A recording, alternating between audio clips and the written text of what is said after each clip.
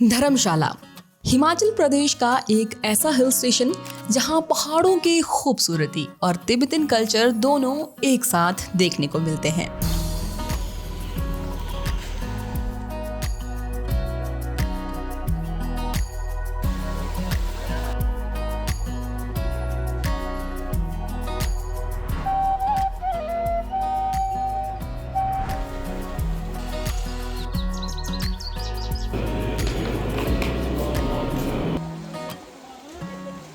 इसकी मशीन है हमारे पास, बहुत पुरानी है, कम से कम 100 साल से ऊपर हो गया इस मशीन को।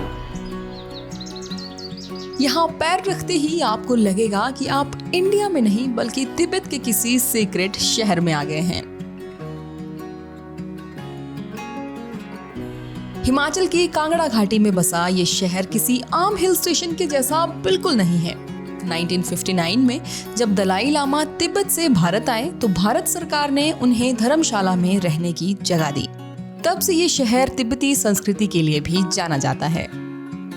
Welcome back to our channel real Himachal. मैं हूँ आपकी होस्ट पूनम। तो आज की इस वीडियो में हम लोग एक्सप्लोर करने वाले हैं धर्मशाला। इस वीडियो में मैं आपको पूरे इन्फॉर्मेशन देने वाली हूँ कि आप धर्मशाला कैसे पहुँच सकते हैं, कहाँ आप स्टे ले सकते हैं और यहाँ कौन कौन से पॉइंट्स हैं जो आपको विजिट करने चाहिए। तो चलिए एक साथ मिलकर एक्सप्लोर करते हैं धर्मशाला।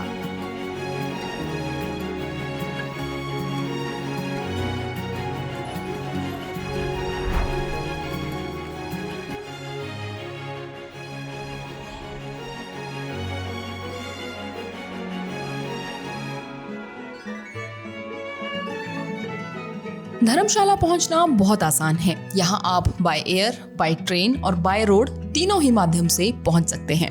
अगर आप बाय फ्लाइट आना चाहते हैं तो यहाँ का नजदीकी एयरपोर्ट है गग्गल, जो धर्मशाला सिटी से मात्र 13 किलोमीटर दूर है। एयरपोर्ट से आपको 500 या 700 रुपए में आसानी से टैक्सी मिल जाएगी धर्मशाला के लिए, जो आपको 30 से 35 मिनट में धर्मशाला पहुंचा देगी। नजदीकी रेलवे स्टेशन है पठानकोट जंक्शन, जो धर्मशाला से 85 किलोमीटर के डिस्टेंस पर है। दिल्ली से पठानकोट के लिए बहुत सी ट्रेन्स चलती हैं। रेलवे स्टेशन पहुंचने के बाद आपको आसानी से टैक्सी मिल जाएगी, जो आपको धर्मशाला ड्रॉप कर देगी। अगर आप खुद से ड्राइविंग करते हैं तो दिल्ली से धर्मशाला की दूरी लगभग 475 किलोमीटर है, जिसे पूरा करने में 9 से 10 घंटे लगते हैं। ये रूट काफी बढ़िया है। इसके अलावा दिल्ली से कश्मीरी गेट, ISBT और मजनू का टीला से सीधा धर्मशाला और मैक्लोडगंज के लिए भी आरामदायक वॉल्वोज मिल जाती हैं, जिनका किराया 1500 से 2000 रुपए तक रहता है और किराया सीजन और ऑफ सीजन पर भी डिपेंड करता है। धर्मशाला पहुंचने के बाद आप अपने होटल में चेक इन करिए। आप होटल धर्मशाला में भी ले सकते हैं और मैक्लोडगंज में भी। वैसे आपको कहाँ रुकना चाहिए ये मैं आपको बताऊंगी वीडियो के एंड में, वो भी बजट के साथ। यहाँ घूमने का सबसे बेस्ट और बजट फ्रेंडली तरीका है रेंटल स्कूटी। धर्मशाला और मैक्लोडगंज बाजार में आपको आसानी से स्कूटी मिल जाएगी, जिसका किराया 700 से 1000 रुपए प्रतिदिन रहता है और स्कूटी आपको ट्रैफिक जाम से भी बचाएगी। अगर आप फैमिली के साथ जा रहे हैं तो आप यहाँ पूरे दिन के लिए टैक्सी बुक कर सकते हैं, जिसके चार्जेस 2000 रुपए से 2500 रुपए प्रतिदिन रहते हैं और प्राइजेस आपके डिपेंड करते हैं सीजन और ऑफ सीजन के ऊपर। डे 1 की शुरुआत करते हैं धर्मशाला के सबसे फेमस क्रिकेट स्टेडियम से।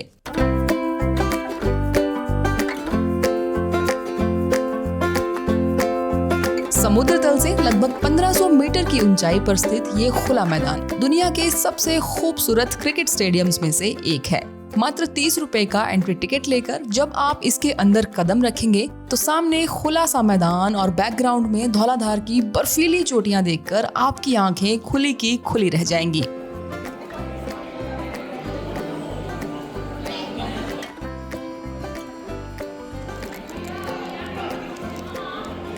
कुछ देर आप यहाँ बैठकर इस खूबसूरत से क्रिकेट स्टेडियम की खूबसूरती को निहार सकते हैं और यहाँ शानदार फोटोज क्लिक कर सकते हैं।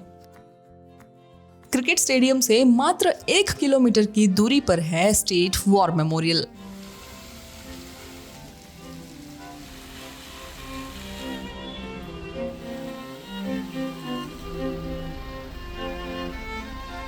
ये उन वीर जवानों को समर्पित है जिन्होंने देश के लिए अपना सर्वोच्च बलिदान दिया। ऊंचे ऊंचे पाइन ट्रीज से घिरे इस शांत मेमोरियल में 6 ब्लैक मार्बल वॉल्स हैं जिन पर शहीदों के नाम अंकित हैं। यहाँ आप भारतीय सेना के असली हथियार जैसे कि स्नाइपर, शॉटगन और लड़ाकू विमान को करीब से देख सकते हैं। इसे देखकर सचमुच रोंगटे खड़े हो जाते हैं। इसके बाद आप विजिट करिए टी गार्डन्स।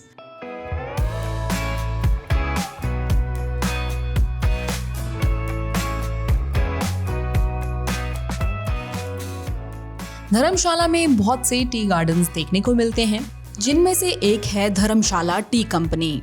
धर्मशाला की चाय अपने कड़क टेस्ट और अनोखी खुशबू के लिए बहुत फेमस है और यहाँ आकर आप सिर्फ फोटोज क्लिक मत करिए, यहाँ टी फैक्ट्री में जरूर जाइए और देखिए कि कैसे छोटी छोटी हरी पत्तियां धीरे धीरे उस चाय में बदलती हैं जिसकी खुशबू दुनिया तक पहुँचती है।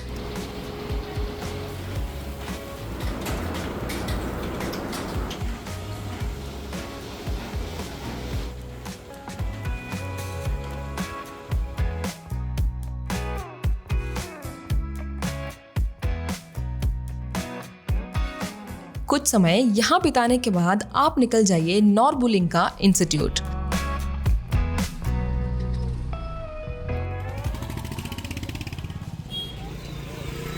ये जगह तिब्बती संस्कृति, थंका पेंटिंग, लकड़ी पर नक्काशी और मेटल स्टैच्यू को संरक्षित करने के लिए समर्पित है। यहाँ का एंट्री टिकट पर पर्सन 50 रुपए है।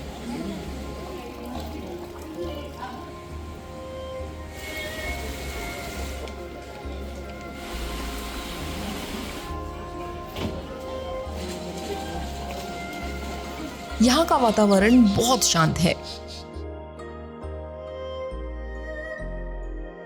यहाँ बहुत से ऐसे पॉइंट्स हैं जहाँ आप फोटोज क्लिक कर सकते हैं, यहाँ की खूबसूरती को अपने कैमरे में कैद कर सकते हैं।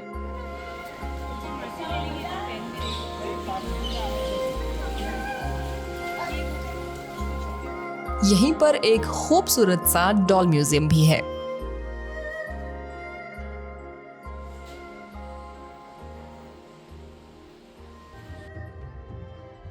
इसके बाद आप विजिट करिए ग्योटो मोनेस्ट्री। ये धर्मशाला की सबसे बड़ी मोनेस्ट्रीज में से एक है जो तिब्बती तांत्रिक अभ्यासों और बौद्ध शिक्षाओं का प्रमुख केंद्र है।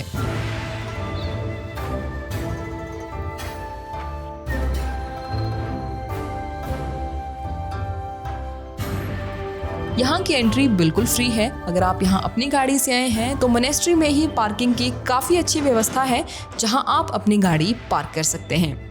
यहाँ भगवान बुद्ध की विशाल प्रतिमा स्थापित है। जब यहाँ सैकड़ों भिक्षु एक साथ गहरे स्वर में प्रार्थना करते हैं तो पूरा वातावरण एक सकारात्मक ऊर्जा में भर जाता है।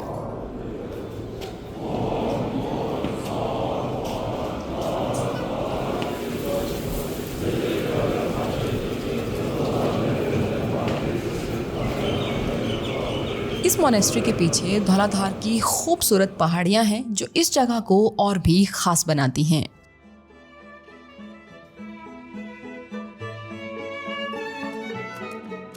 डे 2 में आप कवर करेंगे अपर धर्मशाला।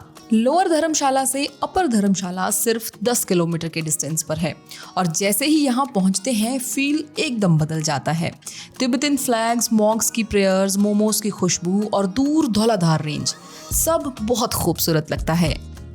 यहाँ अगर आप अपनी गाड़ी से आए हैं तो यहाँ पार्किंग की काफी अच्छी फैसिलिटी है जहाँ आप अपनी गाड़ी पार्क कर सकते हैं। और धर्मशाला से मैक्लोडगंज जाने का सबसे खूबसूरत और समय बचाने वाला एक और ऑप्शन है, वो है धर्मशाला मैक्लोडगंज रोपवे। इसका वन साइडेड किराया पर पर्सन 550 रुपए है और राउंड ट्रिप का किराया 800 रुपए है। सिर्फ 10 मिनट की इस केबल कार राइड से आप देवदार के जंगलों के ऊपर से गुजरते हुए सीधा मैक्लोडगंज पहुंच जाते हैं। और सबसे अच्छी बात यह है कि अगर आप राउंड ट्रिप का टिकट लेते हैं तो अगले दिन उसी टिकट से आप वापस धर्मशाला जा सकते हैं। मैक्लोडगंज के माल रोड की रौनक देखते ही बनती है।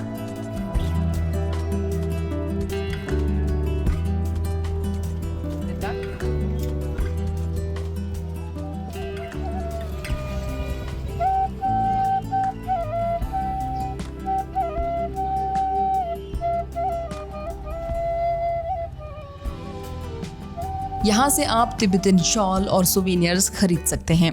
खाने के मामले में यहाँ वेज और नॉन वेज, तिब्बती, इटालियन और इजरायली भोजन आराम से मिल जाता है। यहाँ के लोकल स्ट्रीट फूड की बात की जाए तो यहाँ आप ट्राई कर सकते हैं तिब्बती मोमोज, थुक्पा और लाफिंग। मार्केट एक्सप्लोर करते करते अगर आप सीधा आगे की तरफ निकलेंगे तो आप पहुंच जाएंगे नामग्याल मोनेस्ट्री, जिसे दलाई लामा का घर भी कहा जाता है।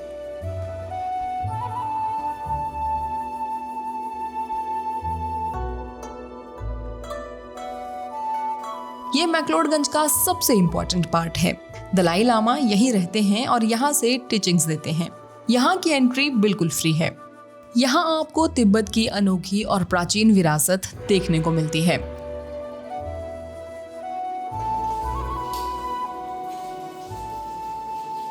श्रद्धालु यहाँ प्रार्थना चक्र घुमाकर विश्व शांति की कामना करते हैं। प्रेयर व्हील्स को घुमाना अपने आप में ही एक बहुत खूबसूरत एक्सपीरियंस है।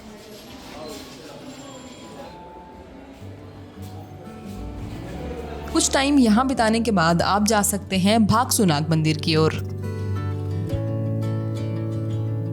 तो अभी मैं पहुंच चुकी हूँ भागसुनाग, और ये भागसुनाग का पार्किंग एरिया है। अगर आप अपनी गाड़ी से आए हैं तो आप अपनी गाड़ी यहाँ पार्क कर सकते हैं।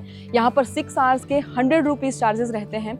यहीं से डायरेक्ट जो सीधा रास्ता जा रहा है, यहाँ से आप विजिट करेंगे भागसुनाग वाटरफॉल और भागसुनाग टेम्पल। ये एक प्राचीन मंदिर भगवान शिव और नाग देवता को समर्पित है, जिसकी स्थापना लगभग 5000 वर्ष पहले हुई थी।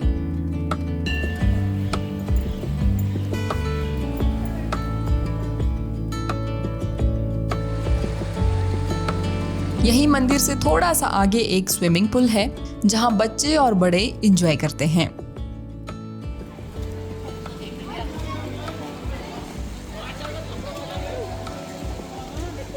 मंदिर के ठीक पीछे से 1.5 किलोमीटर का एक आसान सा सुंदर ट्रैक जाता है, जो आपको पहुंचाता है Bhagsunag waterfall. Bhagsunag temple visit करने के बाद अभी हम लोग जा रहे हैं भागसुनाग वाटरफॉल के लिए। तो वाटरफॉल तक जाने के लिए करीबन 25 से 30 मिनट का एक ट्रैक है, जो अभी हम लोग करने वाले हैं।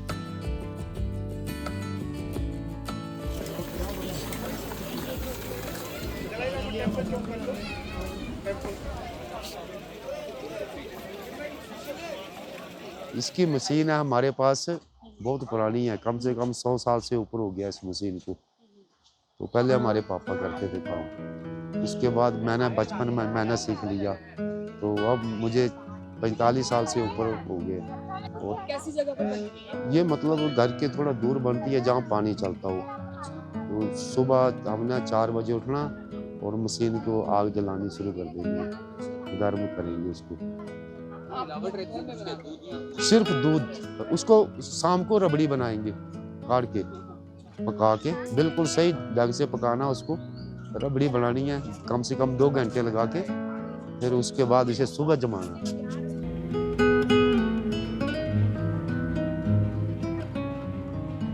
20 मीटर की ऊंचाई से गिरता ये वाटरफॉल बेहद शानदार है।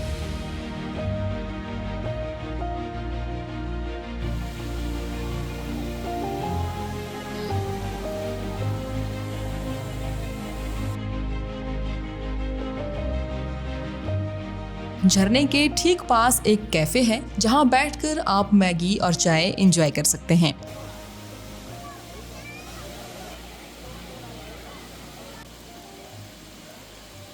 यहीं से ऊपर जाने वाला रास्ता कनेक्ट करता है एक बेहद खूबसूरत और शांत गांव में, जिसे कहते हैं धर्मकोट।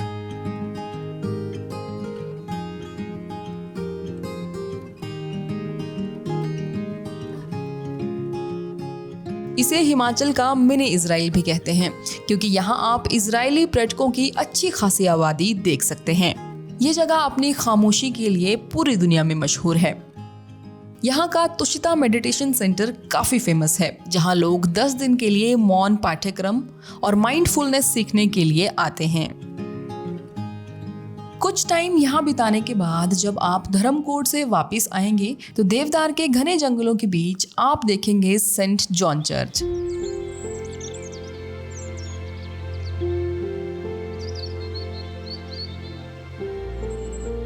ये चर्च 1852 में बना है, जो अपने गॉथिक स्टाइल की पुरानी चर्च इतिहास और वास्तुकला का बेजोड़ नमूना है। यहाँ के शांत वातावरण में आपको एक अलग ही सुकून महसूस होगा। और दिलचस्प बात यह है, यहीं पर वॉइसरॉय लॉर्ड एल्गिन की याद में एक स्मारक भी बना है, जिन्हें यहीं दफनाया गया था। इसके बाद आप विजिट करिए नड्डी व्यू पॉइंट। मैक्लोडगंज से मात्र 3 किलोमीटर की दूरी पर यह शांत पॉइंट धौलाधार रेंज का सबसे नजदीकी और पैनोरमिक व्यू देता है।